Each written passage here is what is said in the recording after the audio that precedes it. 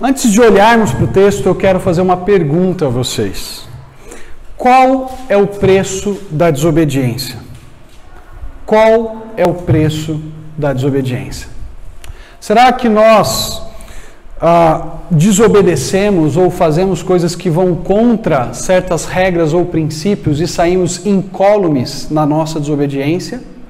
Ou será que a desobediência ela traz, por natureza, resultados negativos ou consequências negativas para as nossas vidas? Se você perguntar para uma criança pequena qual o preço da desobediência, ela vai dizer para você que o preço da desobediência é talvez deixar de fazer um passeio muito legal que os pais haviam prometido ou que haviam dito que fariam se ela obedecesse, fizesse tudo aquilo que eles tinham orientado ou tinham dito que ela deveria fazer. Talvez se você continuar perguntando para essa criança qual o preço da desobediência, ela pode dizer que o preço da desobediência é não descer para o parquinho para brincar com os amiguinhos, ou não ganhar aquele doce tão esperado, tão desejado, que a desobediência lhe tirou. Se você perguntar para um adolescente, para um junior, qual é o preço da desobediência, talvez ele dirá para você que é ficar uma semana ou alguns dias sem acesso ao seu celular, ou sem poder jogar PlayStation ou computador na rede. Se você perguntar para um adulto qual é o preço da desobediência, provavelmente você vai escutar que o preço da desobediência é uma dor forte no bolso na hora de pagar uma multa por alguma infração de trânsito que foi quebrada, ou talvez até mesmo a demissão por justa causa de um trabalho. A desobediência traz consequências, e as consequências da desobediência geralmente são negativas. Sempre que nós corrigimos as nossas filhas, nós lembramos elas que a correção ela nos recorda do preço da desobediência. A desobediência não traz alegria, a desobediência não traz paz, mas a desobediência traz consequências trágicas. E o nosso texto de Josué, além de nos mostrar, como nós vimos na semana passada, a importância do sinal da aliança, além de nos mostrar como Deus pegou aquela nova geração e colocou naquela nova geração o sinal da circuncisão, que era o sinal do compromisso que Deus havia estabelecido com Abraão, de tal modo que a nova geração entendeu que nós não podemos herdar a terra da aliança se nós não tivermos em nós o sinal da aliança. Mas essa passagem também nos lembra de uma outra verdade, de um outro ponto importantíssimo. O fato de que essa nova geração está sendo contraposta com a antiga geração, com a geração que saiu do Egito, com a geração que nasceu no Egito e viu todo aquele processo de libertação do Senhor. Então vamos para Josué, capítulo 5, versículos de 2 a 9, checar novamente esse contraste que o texto estabelece para nós. Josué, capítulo 5, versículos de 2 a 9. Diz assim: naquela ocasião o Senhor disse a Josué: faça facas de pedra e circuncide os israelitas. Josué fez facas de pedra e circuncidou os israelitas em Gibeate Aralot. Em vez disso, porque todos os homens aptos para a guerra morreram no deserto, depois de terem saído do Egito. Todos os que saíram haviam sido circuncidados, mas todos os que nasceram no deserto no caminho, depois da saída do Egito, não passaram pela circuncisão. Os israelitas andaram 40 anos pelo deserto, até que todos os guerreiros que tinham saído do Egito morressem, visto que não tinham obedecido ao Senhor, pois o Senhor lhes havia jurado que não veriam a terra que prometera aos seus antepassados que nos daria, terra onde manam leite e mel. No versículo 7, assim, em lugar deles, colocou os seus filhos, e estes foram os que Josué circuncidou. Ainda estavam incircuncisos, porque não tinham sido circuncidados durante a viagem. Versículo 8, e depois que a nação inteira foi circuncidada, eles ficaram onde estavam no acampamento, até se recuperarem. Então o Senhor disse a Josué: hoje removi de vocês a humilhação sofrida no Egito. Por isso, até hoje, o lugar se chama Gilgal. Quando nós olhamos com um pouco mais de calma, ou voltando um pouco mais para essa passagem, além do aspecto positivo da nova geração, além da preservação da vida da nova geração, da remoção daquela humilhação, da vergonha do Egito, que aconteceu quando eles foram circuncidados ali por Josué, nós observamos um claro contraste entre a geração que sai do Egito e a geração que nasce no deserto. O versículo 5 deixa claro, ou apresenta, introduz para nós esse contraste. Veja, no versículo 5, o texto diz: todos os que saíram haviam sido circuncidados. Então, a geração dos que nasceram no Egito e saíram do Egito foram circuncidados. Mas aí nós temos um outro grupo, ainda no versículo 5, que diz: mas todos os que nasceram no deserto, no caminho depois da saída do Egito, não passaram pela circuncisão. O texto claramente quer estabelecer um contraste para nós. Aqueles que saíram do Egito tinham o sinal da aliança nos seus corpos. Aqueles que nasceram do deserto não tinham esse sinal. E não tinham esse sinal porque, como o versículo 7 vai indicar de maneira mais clara, os seus pais não os haviam circuncidado no deserto. Só que essa geração antiga, essa geração anterior que recebeu o sinal da circuncisão, tinha uma característica. Essa geração anterior foi marcada pela desobediência. Veja, no versículo 6 o texto diz para nós: os israelitas andaram 40 anos pelo deserto, até que todos os guerreiros que tinham saído do Egito morressem, visto que não tinham obedecido ao Senhor. Essa geração antiga tinha a marca da aliança. Essa geração antiga tinha o sinal da aliança. Mas eles são descritos nesse texto como pessoas que não ouviram a voz do Senhor. As versões mais recentes, elas geralmente traduzem esse ouvir a voz do Senhor ou não ouvir a voz do Senhor como não obedeceram o Senhor. A grande questão aqui é que o texto hebraico, ao dizer literalmente que eles não ouviram, não deram ouvidos à voz do Senhor, ele está indicando algo ainda mais profundo do que a própria desobediência. Porque quando nós olhamos para o Pentateuco, quando nós olhamos para a narrativa do povo passando pelo deserto, saindo do Egito, nós encontramos um povo que não ouve ao Senhor pelo menos em dois sentidos. Eles não ouvem o Senhor porque eles não creem nas promessas de Deus, e eles não ouvem ao Senhor porque eles não lhe obedecem. Então, a questão de não dar ouvidos para Deus não implicava apenas desobediência, implicava também incredulidade. Quando Deus levanta Moisés para tirar Israel do Egito, lá no capítulo 6 de Êxodo, nos versículos de 6 a 8, eu separei um trechinho para ressaltar aqui para vocês. Deus diz para Israel por meio de Moisés: eu sou o Senhor, eu os livrarei do trabalho imposto pelos egípcios, eu os livrarei da escravidão e os resgatarei com braço forte e com poderosos atos de juízo. Eu os farei meu povo e serei o seu Deus, e os farei entrar na terra que jurei dar a Abraão, Isaque e Jacó.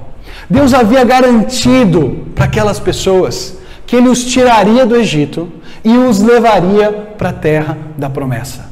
Deus tinha poder para fazer isso. Deus tinha capacidade para fazer isso. Mas o grande problema é que à medida que nós vamos lendo o texto, a narrativa de Êxodo a Números, nós encontramos um povo que constantemente está dizendo que Deus os tirou do Egito para matá-los no deserto. E quando eles chegam em Números 14, quando nós chegamos na passagem de Números 14, nós temos o ápice dessa incredulidade. Porque até então eles diziam assim: Deus nos tirou do Egito, nos trouxe para esse deserto para nos matar. Quem dera nós morrêssemos no Egito. Mas agora, Moisés reúne no capítulo 13 de Números 12 espias, cada um representando uma tribo, manda esses espias lá para a terra da promessa. Esses espias trazem um relatório e eles dizem: olha, aquela terra é realmente boa, a gente trouxe esses frutos maravilhosos daquela terra, mas tem alguns poréns. Ali habitam homens grandes, fortes. Essa terra é uma terra que consome, que devora os seus moradores, e as cidades deles são fortificadas. Nós não vamos conseguir vencer esses inimigos. E aquele povo que antes dizia, quem dera nós ficássemos no Egito, morrêssemos no Egito, em vez de vir para esse deserto, agora começa a dizer, quem dera nós morrêssemos no deserto, em vez de morrer nas mãos dos nossos inimigos em Canaã. E Deus diz então para essa geração, basta. Números 14, versículos 2 a 4, eles dizem literalmente o seguinte, aquela geração que saiu do Egito. Quem dera tivéssemos morrido no Egito, ou até mesmo nesse deserto, porque o Senhor está nos trazendo para essa terra, só para nos deixar cair a espada. Nossas mulheres e os nossos filhos serão tomados como despojo de guerra. Não seria melhor voltar para o Egito? E eles disseram uns aos outros, escolheremos um chefe e voltaremos para o Egito. A rebeldia do povo, a desobediência do povo é fruto da incredulidade. Nós não cremos que o Senhor é capaz de nos levar para a terra da promessa. Nós não cremos que o Senhor vai dar vitória contra esses inimigos terríveis. Por isso, vamos levantar um líder, deixa esse Moisés de lado, deixa esse Arão de lado e vamos voltar para o nosso local de cativeiro. E esse povo que duvida do Senhor e não crê no Senhor, recebe como consequência da sua incredulidade e desobediência o juízo de Deus. Deus fala para eles, tudo bem, vocês preferem morrer no deserto do que morrer nas mãos dos seus inimigos lá em Canaã? Números 14, 28 e 29, Deus diz por meio de Moisés, juro pelo meu nome, que farei a vocês tudo o que vocês pediram. Cairão neste deserto os cadáveres de todos vocês, de 20 anos para cima, que foram contados no recenseamento e que se queixaram contra mim. Vocês preferem morrer no deserto? Pois bem, vocês morrerão no deserto.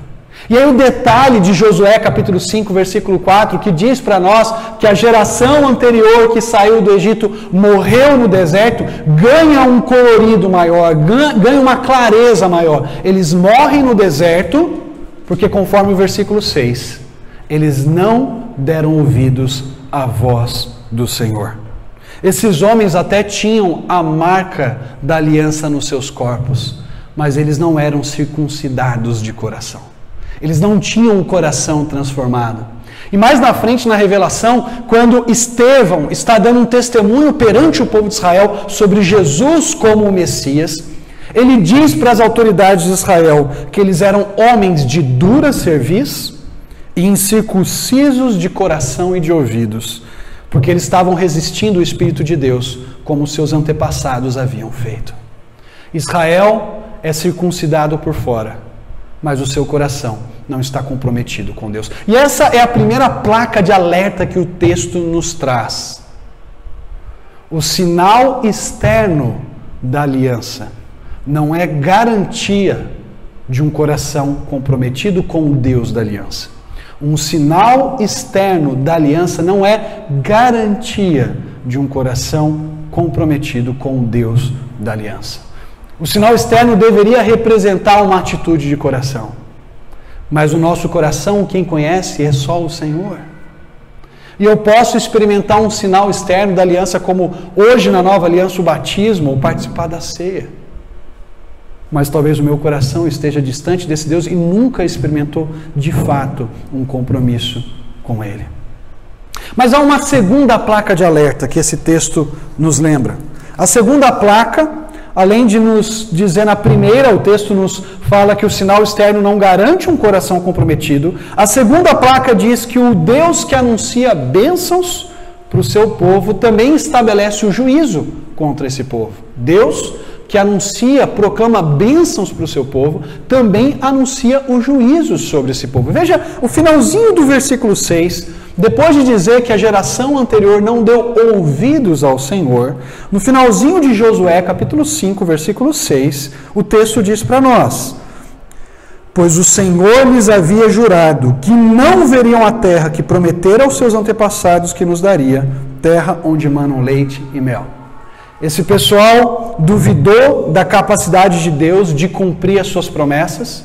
Esse pessoal deu as costas para o Senhor e disse: nós vamos levantar o nosso líder. Não é o Senhor que vai colocar Moisés sobre nós. Nós vamos levantar e nós vamos voltar para o Egito. E Deus diz: tudo bem, vocês vão morrer nesse deserto. E tem um detalhe: esses seus filhos, Deus diz lá em Números 14, esses seus filhos que vocês disseram que se tornariam presa nas mãos dos seus inimigos, eles vão herdar a terra no lugar de vocês. Porque o meu compromisso com Abraão, Isaac e Jacó continua firme, mas também a minha palavra de trazer juízo contra vocês vai se cumprir. E o comecinho do versículo 7 aqui de Josué 5 diz para nós que assim, em lugar deles, em lugar daquela antiga geração, Deus colocou os seus filhos, e estes foram os que Josué circuncidou. A incredulidade e a rebeldia dos israelitas os impediu de desfrutarem das promessas de Deus. Aquela geração que saiu do Egito considerou apenas a bondade de Deus, ou até mesmo a bondade de Deus, ela chegou a desprezar, dizendo que Deus seria incapaz de dar a terra. Mas Romanos capítulo 11, versículo 22, Paulo nos alerta para considerarmos não apenas a bondade de Deus, mas também a sua severidade. O Deus bondoso que promete uma terra maravilhosa para os patriarcas, é também o Deus severo que anuncia o juízo de morte daquela geração no deserto. O Deus que promete bênçãos é também o Deus que anuncia juízo contra aqueles que decidem de maneira obstinada se opor a esse Deus. Esse Deus não manda mais na minha vida, esse Deus não diz o que eu devo fazer, eu é que sou o Senhor da minha vida. E Deus diz, pois bem, você vai colher as consequências de dar as costas para mim. E esse texto então nos lembra que nós precisamos de uma visão equilibrada do Senhor. Nós não podemos nem apenas crer num Papai Noel, que a todo momento em que nós pecamos diz ho, ho, ho, como um Papai Noel bonachão, que nos vê fazendo coisas contrárias a Ele e diz que está tudo bem, a gente só não vai ganhar um presentinho no final de ano, mas está tudo bem. E Deus também não pode ser visto por nós apenas como um carrasco que a todo momento fica de olho para ver se nós vamos cometer o mínimo deslize para nos dar a sua chibatada.